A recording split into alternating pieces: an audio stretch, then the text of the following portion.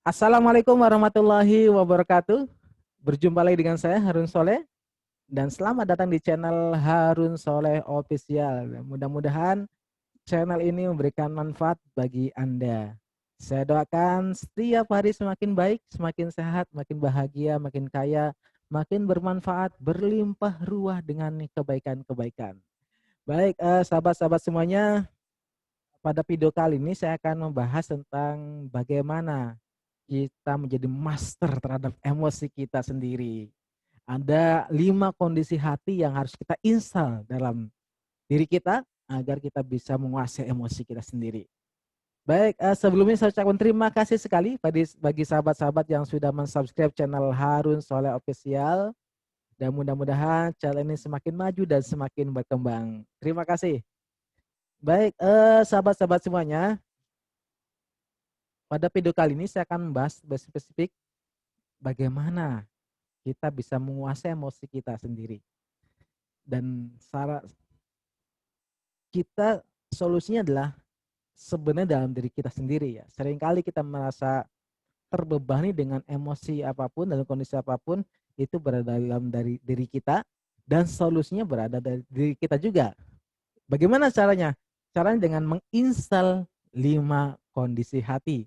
Nah, kalau Anda sudah berada dalam kondisi apapun, khususnya dalam kondisi kita berada emosi negatif muncul, kemarahan, kekesalan, kecewaan, kekhawatiran, maka kita perlu menginstal 5 kondisi hati ini. Apa saja 5 kondisi hati ini? Dan Anda kalau bisa, kita latihan setiap hari ya, setiap saat untuk melatih 5 kondisi hati ini agar tetap berada dalam diri kita. Sehingga kondisi apapun, dalam perasaan apapun yang muncul, kita bisa menguasainya. Apa itu? 5 kondisi hati ini yang harus kita install ya. Setiap saat kita bisa upayakan dan kita latihan terus menerus. Yang pertama adalah yakin. Ya, yakin. Jadi kita harus yakin bahwa setiap kondisi apapun, kejadian apapun yang kita alami itu baik buat kita. Dan ini sudah menjadi takdir kita dari Allah yang sudah tetapkan Allah buat kita. Sehingga kita ketika mengalami kejadian tersebut, kita akan bertambah keyakinan kita sama Allah. Kemanapun, dimanapun, dan kondisi apapun, pertahankan yakin bahwa setiap kejadian itu baik untuk kita. Kita tetap berhusnudzon, berbaik sangka sama Allah, yakin bahwa setiap kejadian ini adalah baik buat kita. Bahkan kejadian yang paling buruk pun kita berhusnudzon, berbuat baik sangka sama Allah, dan tetap yakin itu harus ada bahwa ini adalah baik buat diri kita. Jadi seringkali ketika kita mengalami sebuah masalah apapun dan kita terfokus pada diri kita ya, sehingga merasa kenapa saya ditimpa masalah seperti kenapa saya ya. Jadi makanya seringkali kita merasa merasa tersendiri, merasa keyakinan itu menipis. Maka coba perkuat kembali, yakin bahwa setiap kejadian apapun, masalah apapun itu baik untuk kita. Jadi pertama yakin ya. Pertahankan keyakinan itu, tingkatkan terus menerus, tingkatkan. Bagaimana cara meningkatkan keyakinan itu? Ya, perbanyak ibadah. Perbaiki hubungan kita sama Allah. Perbaiki hubungan kita sama Allah, perbaiki hubungan kita sama Allah. Ya. Itu untuk meningkatkan keyakinan kita dan sehingga terus terjaga hati kita agar tetap yakin dalam setiap kondisi apapun, bahkan pada kondisi kejadian yang paling buruk sekalipun, kejadian-kejadian mengalami kita muncul rasa kemarahan, kekesalan, ketakutan dan segala macam, yakin bahwasanya itulah baik untuk kita. Yang kedua, itu yang pertama ya, yakin. Yang kedua adalah khusyuk. Kita harus khusyuk dalam kondisi yang saat ini kita jalani. Anda berada dalam kondisi apa? Artinya Anda sebagai profesi apa, bekerja sebagai apa, Anda harus mencintai pekerjaan itu sehingga kita akan menikmati ya. kita akan menikmati sebuah proses kehidupan ini. Maka ya kehusyuan itu penting. Ada mindfulness ya. Ketika kita makan itu juga harus khusyuk. Sekarang kan zamannya sambil makan sambil main handphone, sambil apa. Itu kan nah khusyuk di sini ya sadar penuh hadir utuh. Fisik kita hadir, pikiran juga sadar bahwa kita sedang melakukan aktivitas itu. Seringkali kita berada di sini, tapi pikirannya kemana-mana sehingga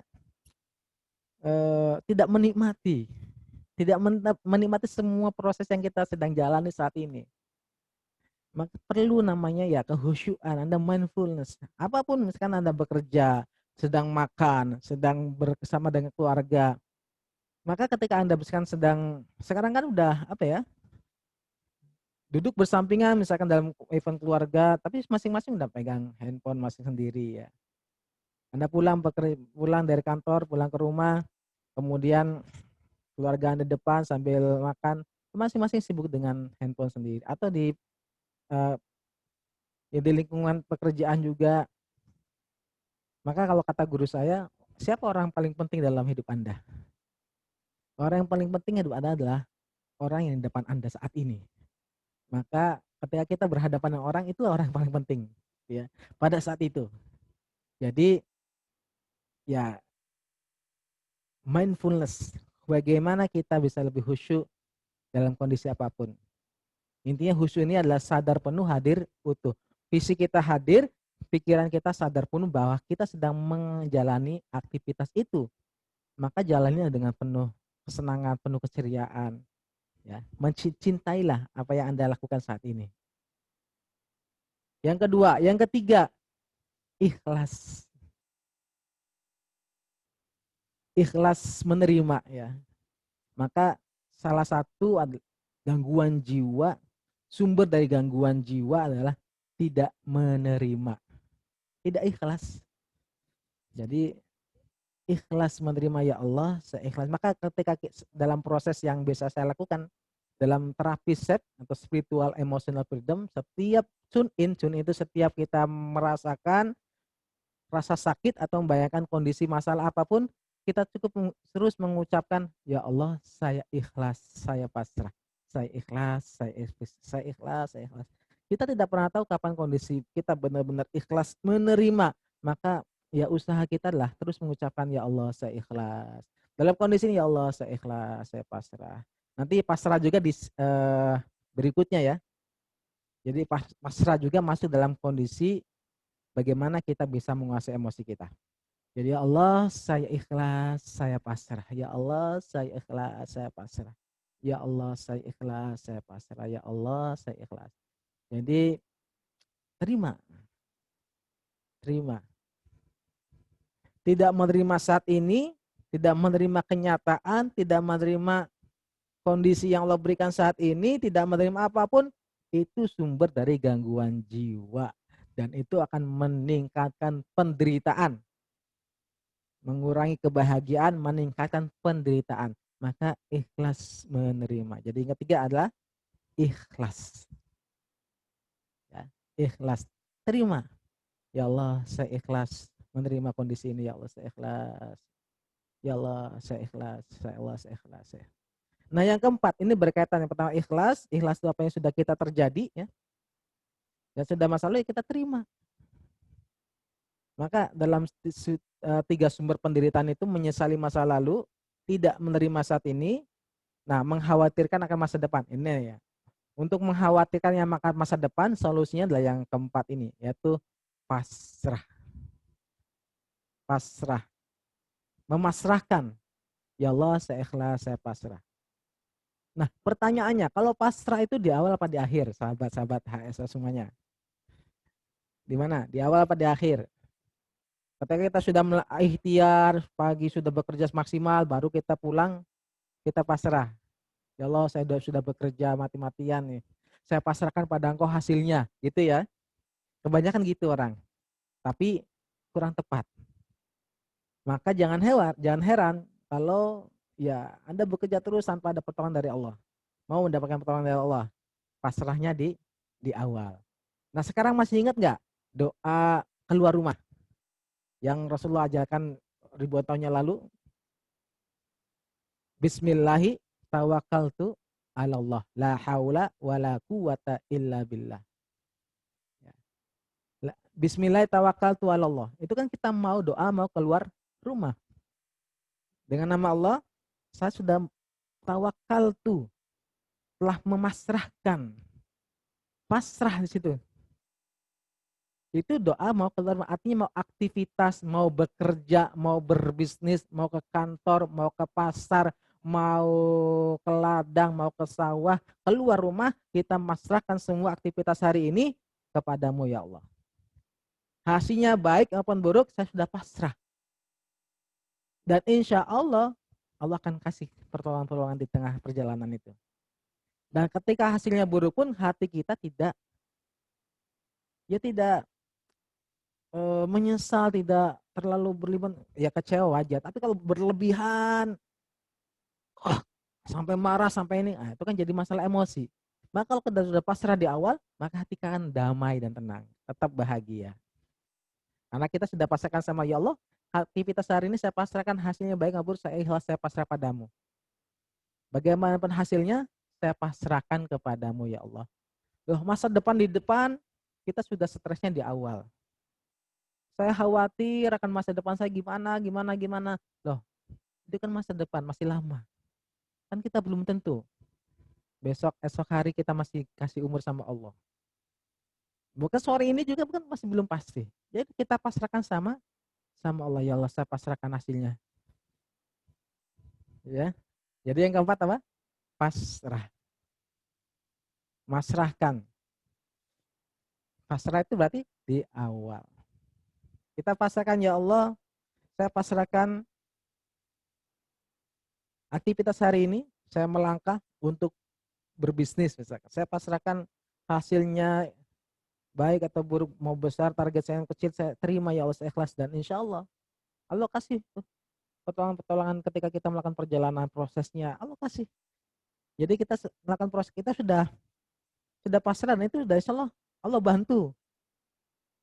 Ya, jadi pasrah. Karena seringkali saya banyak dicurhati tentang kawan-kawan, sahabat-sahabat semua, tentang saya khawatir akan masa depan. Oh, itu kan hal yang masih belum terjadi. Kalau kata guru saya, kekhawatiran itu 90% tidak akan terjadi.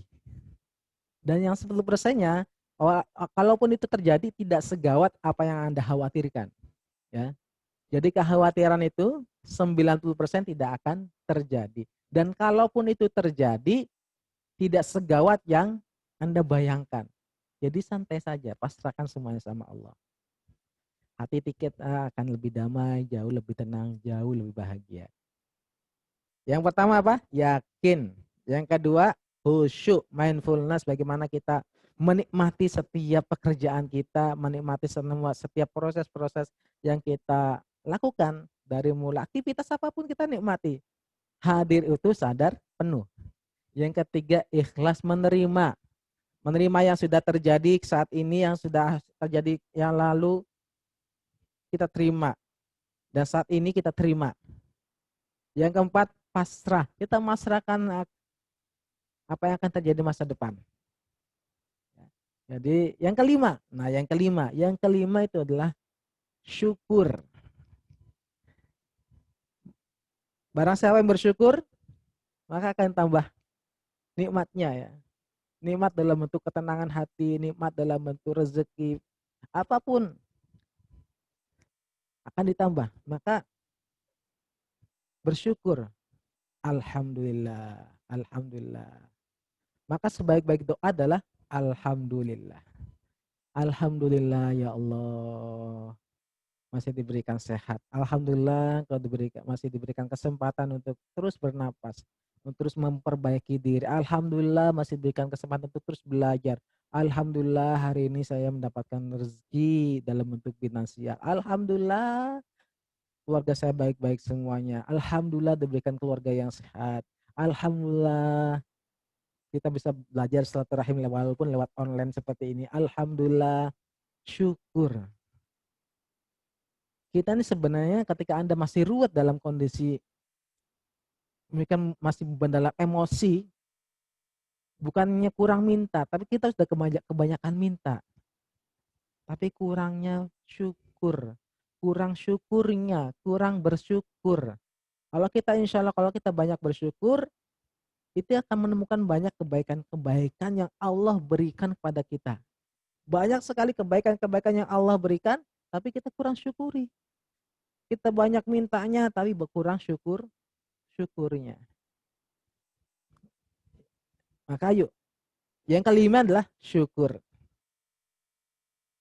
Dimulai dari hal yang paling Masya Allah, ya, anggota tubuh kita misalkan dari mulai Alhamdulillah kasih napas yang masih berikan sehatnya napas ini Masya Allah bisa napas. Alhamdulillah. Sekarang udah zamannya misalkan ada saudara-saudara kita yang terkonfirmasi virus, katanya susah sekali untuk bernapas, harus ada bantuan. Luar biasa. Dan kita yang masih sehat, Alhamdulillah, Alhamdulillah, Alhamdulillah. Syukuri semua kebaikan-kebaikan yang sudah Allah berikan pada kita. Dan insya Allah kalau kita mensyukuri, akan mendatangkan kebaikan-kebaikan yang lain. Ya, syukuri. Dan setiap Alhamdulillah, syukuri semuanya, Alhamdulillah. Anggota tubuh yang sehat, sempurna, Alhamdulillah. Kemudian geser ke kondisi keluarga, pekerjaan. Semuanya banyak hal-hal yang baik yang Allah berikan pada kita. Yang itu tertutup semua karena kita fokusnya sama keburukan-keburukan kita. Misalnya kita banyak minta boleh gitu ya. Tapi juga kita harus banyak mensyukuri yang sudah Allah berikan pada kita gitu. Jadi yang kelima adalah syukur. Baik sahabat-sahabat semuanya, jadi apa? 5 kondisi hati ini yang perlu kita install dalam diri kita sehingga kita bisa menguasai emosi kita dalam kondisi apapun, bagaimana kondisinya dan kejadian apapun. Insya Allah kalau kita terus mengasah 5 kondisi hati ini, kita akan bisa melewati beban emosi apapun. Jadi pertama adalah yakin, setiap kejadian kita harus yakini bahwa itu yang terbaik bagi kita dan itu adalah bentuk sayangnya Allah sama kita. Jadi pertama harus yakin. Ya. Kejadian apapun harus yakin bahwa itu baik bagi kita dan kita bentuk sayangnya Allah sama kita. Yang kedua, khusyuk. Sadar penuh, hadir utuh dalam kondisi apapun, menikmati setiap pekerjaan yang Anda lakukan. Dan fisik Anda hadir, pikir Anda sadar bahwasanya Anda melakukan dan Anda nikmati itu. Yang ketiga, ikhlas menerima. Ikhlas menerima apa yang sudah terjadi dalam setiap fase kehidupan kita. Baik di masa lalu, saat ini, dan juga saat ini. Nah yang keempat, bagaimana kalau kita memasarkan yang di masa depan. Yaitu pasrah. Maka ya Allah, saya ikhlas, saya pasrah. Nah kalimat ini sering diucapkan dalam proses terapi SEP. Ya Allah, saya ikhlas menerima apa yang sudah terjadi di masa lalu saya. Berkaitan dengan hal-hal yang muncul, emosi-emosi, marah, kesel, dan kejadian itu saya terima semuanya, saya ikhlas menerima. Dan saat ini juga saya menerima. Dan saya pasrahkan kedamaian hati saya. Dan kita minta kepasrahan. Minta kedamaian hati, kebahagiaan itu kita pasrahkan sama Allah. Karena yang memberikan solusi sama Allah. Kita pasrahkan semuanya. Saya pasrahkan solusi di masalah padamu ya Allah. Saya ikhlas, saya pasrah. Saya ikhlas, saya pasrah. Yang kelima adalah syukur. Syukuri setiap langkah-langkah yang kita lalui dari mulai ya kita syukuri kebaikan-kebaikan yang Allah sudah berikan pada diri kita. Anggota tubuh kita semua yang masih berfungsi alhamdulillah. Kemudian geser ke ya kalau kita sudah mensyukuri aja dari setiap anggota tubuh kita, mata masih bisa melihat dengan jernih walaupun misalkan ada yang masih bagi sahabat-sahabat mungkin harus pakai kacamata juga makan masih bisa melihat. Atau misalkan yang lainnya, syukuri semuanya. Kalau anggota tubuh kita yang bermasalah, ada anggota tubuh lagi yang masih baik. Yang masih baiknya syukuri. Jangan fokus yang bermasalahnya. Fokus pada hal-hal yang baik dari kita. kita syukuri. Dan insya Allah ini akan mendatangkan kebaikan-kebaikan yang lain. Dan akan mendatangkan rezeki keberlimpahan yang lain. Baik, sahabat-sahabat semuanya, itulah 5 kondisi hati kita agar kita bisa menguasai atau menjadi master terhadap emosi kita dalam kondisi apapun, bagaimanapun kita bisa menguasai emosi kita. Baik, kita perlu latihan, ya latihannya Anda terus latih agar terus yakin, agar tetap khusyuk, ikhlas, pasrah dan syukur, terus dilatih sehingga kita menjadi bisa menguasai memilih emosi apapun dalam kondisi apapun. Baik, sahabat semua, semoga bermanfaat. Sampai jumpa di video saya selanjutnya. Terima kasih. Assalamualaikum warahmatullahi wabarakatuh.